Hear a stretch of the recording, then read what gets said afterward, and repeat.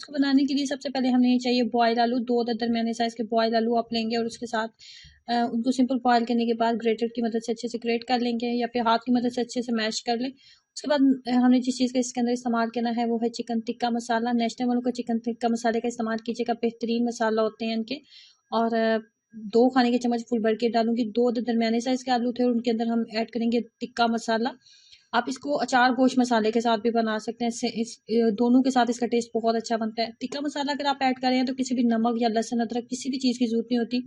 इसके अंदर तमाम चीज़ें मौजूद हैं और सिर्फ टिक्का मसाला मैंने ऐड किया है 2 बड़े खाने के चम्मच और उसके बाद इसके अंदर लेमन जूस ऐड करेंगे। लेमन जूस ज़रूर ऐड करें, इससे बहुत ही मज़ेदार टेस्ट आएगा।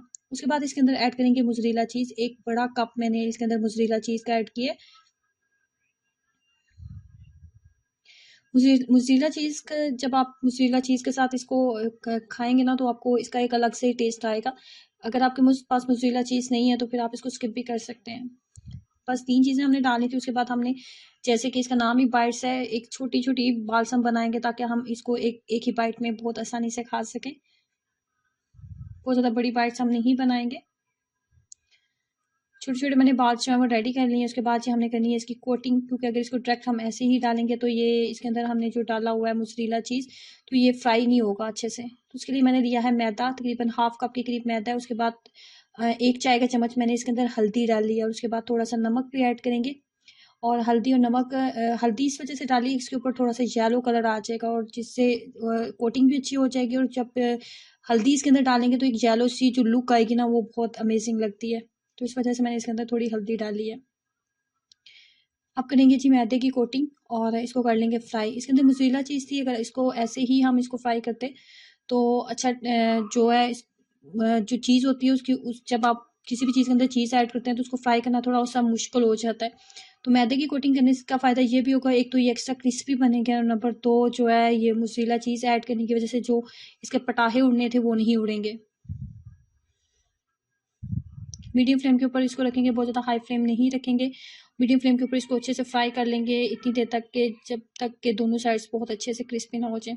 देखने में जितने ज़्यादा टेस्टी लगते हैं ना, ट्रस्ट मी बहुत ज़्यादा टेस्टी हैं। बहुत ही अमेजिंग रेसिपी है और सिंपल सी रेसिपी है। कोई भी इसको बहुत आसानी से घर में झटपट बना सकता है। तो चाय के साथ आप इसको ज़रूर ट्राई करें। एक ऐसी रेसिपी है जिसको एक दफ़ा खाने के बाद आप इसको बार-बार ट्राई करने वाले हैं।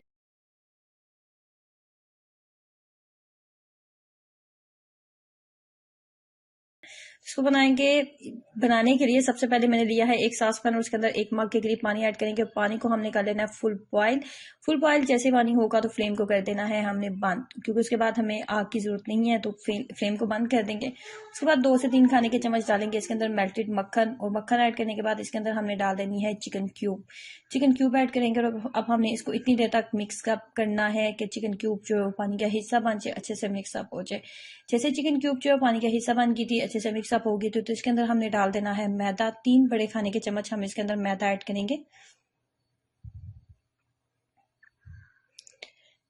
3 खाने के चम्मच मैदा ऐड करने के बाद अब हमने यहाँ पे फ्लेम को जो है वो ऑन नहीं करना, आग बिल्कुल भी आपने नहीं चलानी। बिल्कुल वैसे ही आप नॉर्मली चम्मच की मदद से इसको इतनी देर तक मिक्स अप करेंगे कि जो लम्स वगैरह गुठलियाँ वगैरह नजर आ रही है ना, ये तमाम खत्म हो जाएंगी और इसको हम अलग से बाउल में निकाल लेंगे। उसके बाद 1 टीस्पून इसके अंदर डालेंगे लाल मिर्च पाउडर। 1 टीस्पून लाल मिर्च पाउडर ऐड करेंगे और मजीद हमने कुछ भी इसके अंदर नहीं डालना। नमक वगैरह नहीं डालेंगे क्योंकि चिकन क्यूब के अंदर पहले ही नमक होता है। उसके बाद 2 अदद दरमियाने साइज के मैंने आलू लिए थे। सिंपल बॉयल करने के बाद हाथ की मदद से अच्छे से मैश कर लेंगे। मजीद हम इसके अंदर डालेंगे 1 अदद अंडा। अंडा डालने के बाद इसको करेंगे अच्छे से मिक्स अप।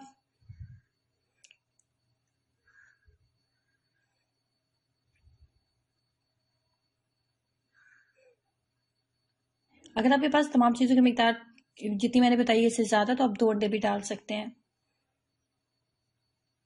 अच्छे से मिक्सअप करने के बाद चलते हैं किचन में। किचन में जाने के बाद मैंने जो कढ़ाई में कुकिंग ऑयल डाला और कुकिंग ऑयल जैसे ही अच्छे से गर्म हो गया था तो उसके अंदर हम ये जो मिक्सचर रेडी किया वो डालते जाएंगे। 1 चम्मच में फिल करेंगे अच्छे से इसको। उसके बाद इसको बिल्कुल इस तरीके से डालते जाएंगे जैसे कि वीडियो में नजर आपको आ रहा है।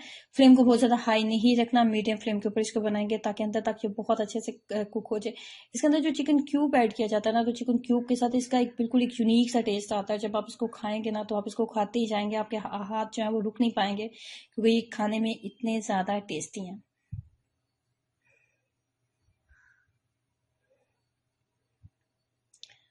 ये देखें, देखने में ये जितने ज़बरदस्त लग रहे हैं, टेस्ट में ये कहीं ज़्यादा मज़े के हैं। तो ज़रूर ट्राई करें इस आसान और सादा सी रेसिपी को और अपना एक्सपीरियंस मेरे साथ ज़रूर शेयर करें।